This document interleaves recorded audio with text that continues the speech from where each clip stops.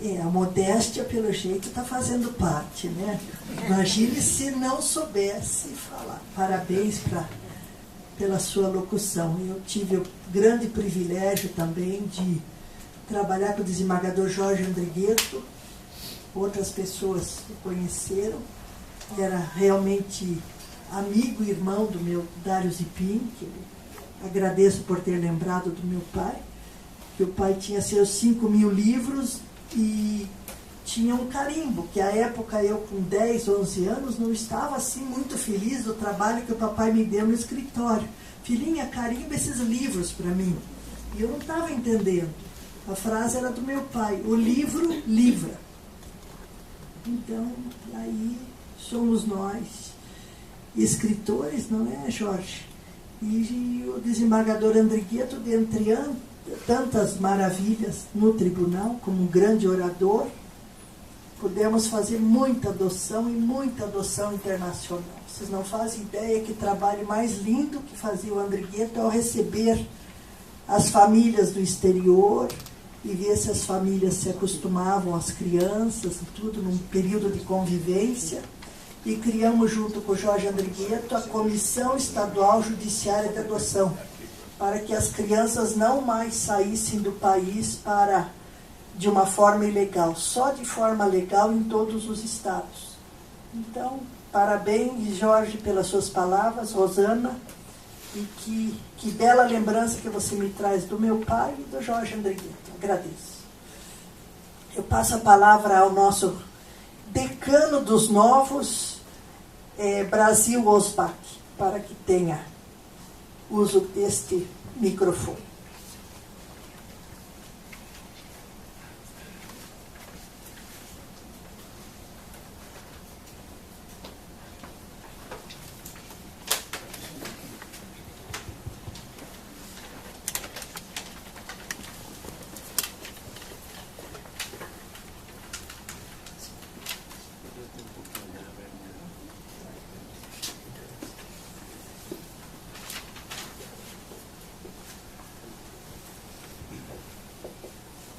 Discurso de posse na Academia de Letras José de Alencar, O Salto das Sete Quedas do Rio Paraná, em 3 atos, por Brasília Andrade Rospa.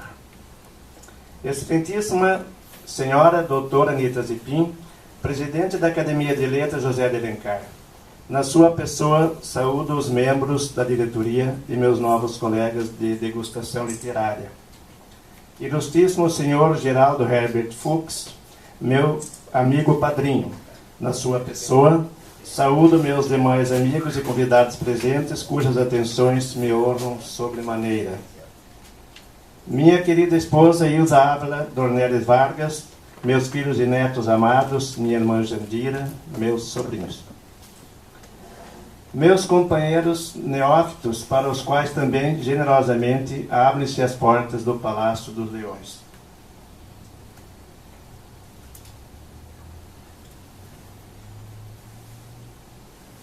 Sua bênção, minha mãe.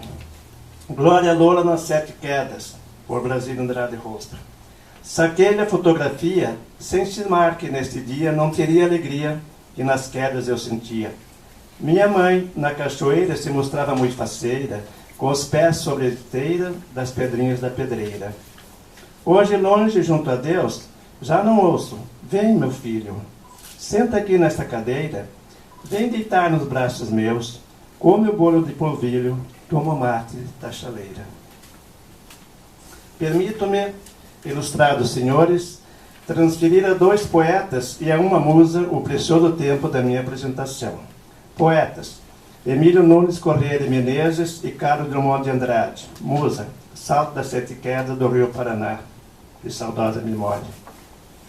Emílio Nunes Corrêa de Menezes, além das obras publicadas, deixou copiosíssimo anedotário, quase todo disperso.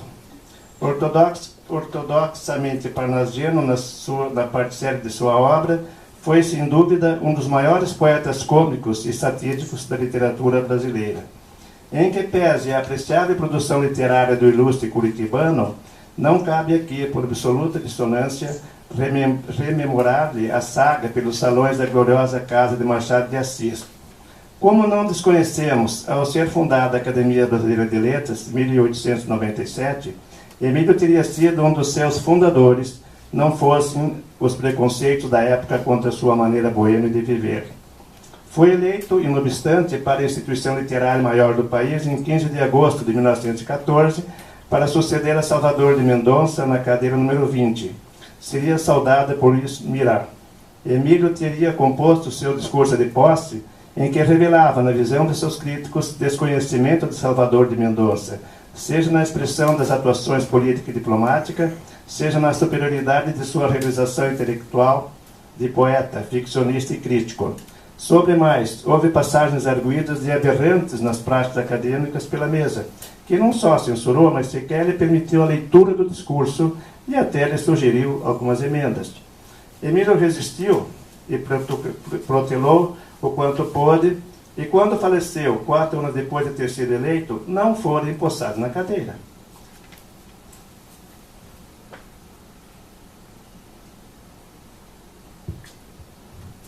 Se recolho dos arquivos a diversidade enfrentada por nosso ilustre coestaduano, é para dizer que reconheço não ser fácil a um mortal comum subir os degraus deste palácio literário, e sequer com isto sonhara eu, até ser garimpado por Geraldo Fux e filtrado por Anita Zepim. E é exatamente por não me cegar às próprias limitações que solenemente me proponho respeitar os respeitáveis e aurir a sabedoria dos sábios. Sobretudo, senhoras e senhores, recebo de coração aberto o companheirismo de quem me aceita e agradeço sinceramente a hospitalidade de quem me recebe. Por que falo em Emílio de Menezes? Porque o poeta, muito antes de mim, falou da minha Guaíra. Ao enaltecer as luzes de Rui Barbosa, o satírico paranaense levou ao patamar de majestade o salto das 7 quedas, a grandeza de Aia, a grandeza da águia de Aia. As imagens poéticas ali esboçadas serviram de esquema para a estrutura estrófica de um soneto de veras idílico. Um soneto, sim, caros poetas. Na teoria literária de Enio Último da Cunha Tavares, a forma mais completa, mais sublime e mais sucinta da apresentação do poema, e em versos heróicos. Como podem confirmar uma Johnny Mara Souto da Rosa, nossa mestre em teoria da literatura, uma de Oswaldo Trancoso Cruz ou um Celso de Macedo Portugal, pelas brilhantes composições divulgadas na antologia de bolso Academia José de Alencar.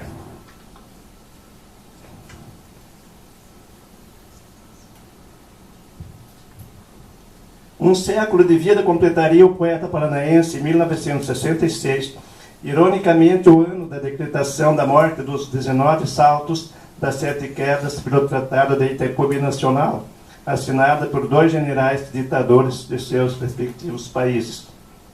Pouco tempo depois, o amigo Lauro do Senai, de Curitiba, me presenteou com este soneto decassilábico, impresso no verso de uma centena de cartões postais, cujos anversos ainda temem em estampar a imagem do majestoso salto.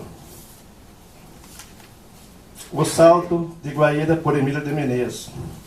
Largo oceano azul, ora margeando campina extensa, ora frondosa mata, léguas e léguas, marilhoso e brando, o rio enorme todo o céu retrata. Súbito, as águas brusco represando, em turbilhões de espuma se desata, vertiginoso, indômito, raivando, ruge, fracassa e tomba em catarata. Tomba e de novo em arco se levanta, nada a brancura esplêndida lhe turva, em tanto esplendor e glória tanta, e na apoteose em que a caudal se expande, do solo aos raios multicor se encurva, rútil arco-íris luminoso e grande. De Caro do Monte Andrade, o mineiro de Itabira de Mato Dentro, hoje bronze sentado num banco na praia carioca de Copacabana, guarda o poema em prosa. O senhor me permite a falta de delicadeza, mas não vou ler todo o poema de Drummond, já talvez os senhores conheçam. Ele fez versos aqui brancos, soltos, porque o tempo já está passando e eu não quero ser desagradável. Mas vou ler um pedacinho. 7 quedas por mim passaram e todas 7 se esvaíram. Cessa o estrondo das cachoeiras e com ele a memória dos índios, pulverizada, já não desperta o mínimo arrepio. Aos mortos espanhóis, aos mortos bandeirantes, aos apagados fogos de Ciudad Real del Guairá, vão juntar-se os 7 fantasmas das águas assassinadas por mão do homem, dono do planeta. Aqui outrora retumbaram vozes da natureza imaginosa, fértil em teatrais encenações de sonhos aos homens ofertadas sem contrato. Uma beleza em si, fantástico desejo corporizado em caixões e balcões de aéreo contorno mostrava-se, despia-se, doava-se em livre coito à humana vista estagiada.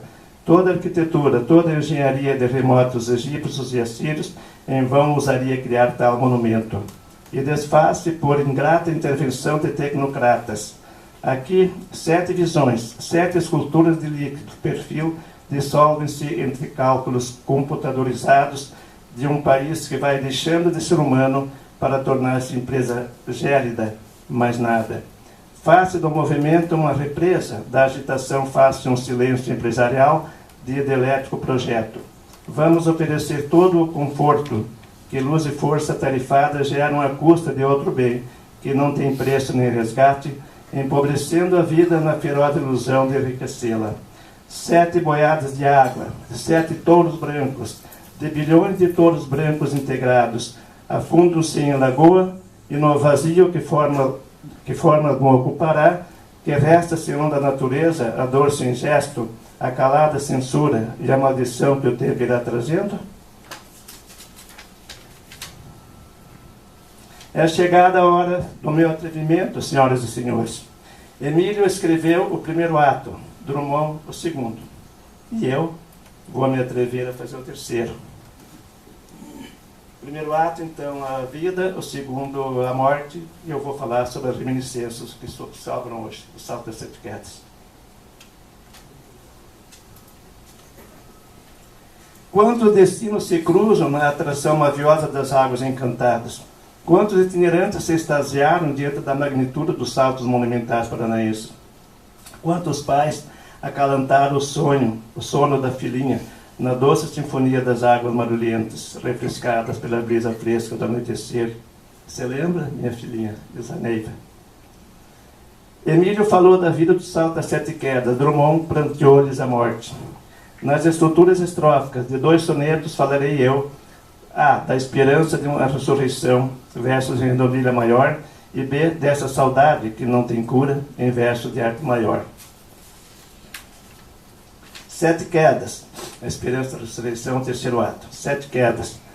No esplendor da verde mata, qual andor de ouro e diamante, em natureza exuberante, canta e reza a catarata. 7 quedas, indo em vida, caem quedas sobre o orbe, se despede de uniforme em arco-íris colorido. A maior das maravilhas imolou-se em barragem para a energia produzir, e hoje eu vivo nesta ilha, na esperança da miragem, a meus olhos ressurgir. Reminiscências. Reminiscências das 7 quedas, também por mim. Quando o sol vem se deitar no leito da catarata, o que restou do grande salto e a vantesma se refrata. Dos meus olhos marejados, mais que um rio d'água rola, inútil pranto a maravilhas represada, que ora chora.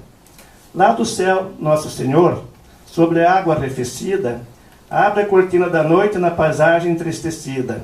No colchão, palco do amor, lençol branco não estende, nem tampouco sobre as águas, arco rútilo resplende. Só no sonho do guri, cheiro a orquídea perfumada, me refresco nas gotículas fresquinhas coloridas e mastigo o pacuri, agridoce, bem maduro. Passo pelas dispensas abraçada à minha amada e volto à minha juventude no esplendor da doce vida e bailo em alta madrugada no cantar da saracura.